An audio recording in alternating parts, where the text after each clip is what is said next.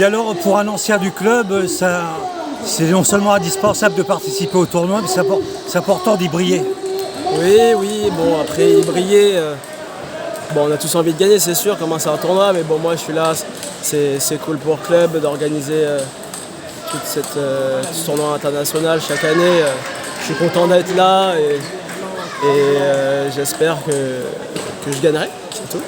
Même si je dois battre mes collègues d'entraînement ou d'équipe en Pro B, bah, on verra ce qui se passe, mais sinon on est là pour surtout kiffer le moment.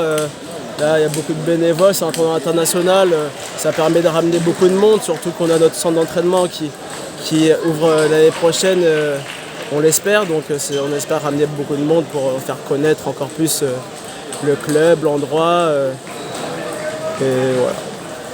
Alors justement, est-ce que au niveau du club, vous sentez un engouement supplémentaire pour le tennis de table depuis les Jeux Olympiques et donc le comportement des frères Lebrun? Est-ce que tu sens qu'il y a un engouement auprès du public et des pratiquants?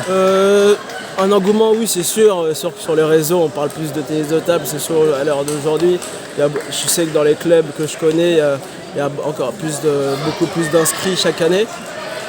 Dû aux frères Lebrun, oui, ils ont pu aider à ce que ça arrive, donc c'est cool pour le tennis de table.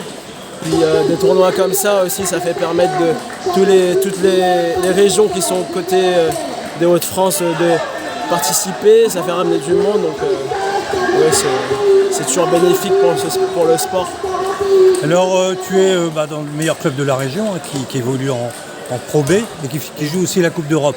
Ça veut dire que quand même vous avez un calendrier bien occupé, bien chargé.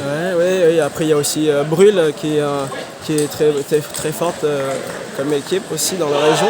Mais oui, on a un calendrier. Là, novembre-décembre, c'était assez chargé. On avait la Coupe d'Europe, on est parti en Pologne, puis après on est revenu pour un match de pro, puis après on a enchaîné sur une Coupe d'Europe à Lille aussi en décembre, dont on a gagné la poule, donc c'était un bon moment pour l'équipe et le club.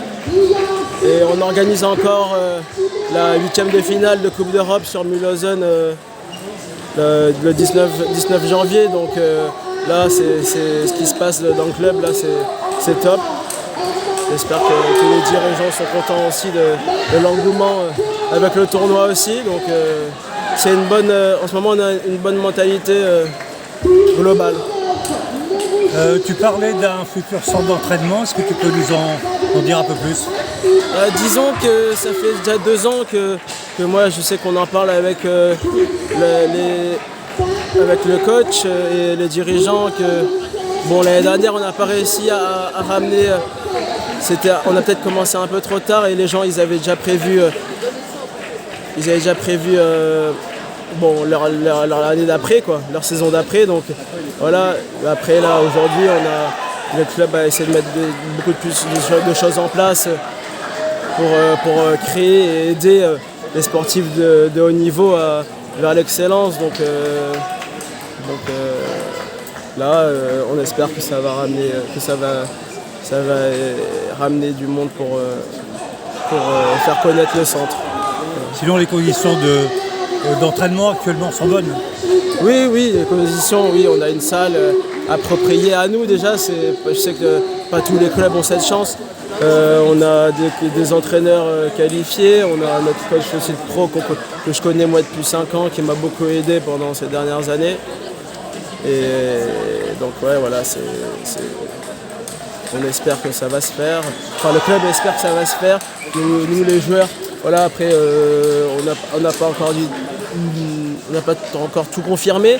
Maintenant voilà, c'est pour faire connaître et on espère que le club arrivera à créer ce centre le plus tôt possible. Ok, moi je te remercie. Bien.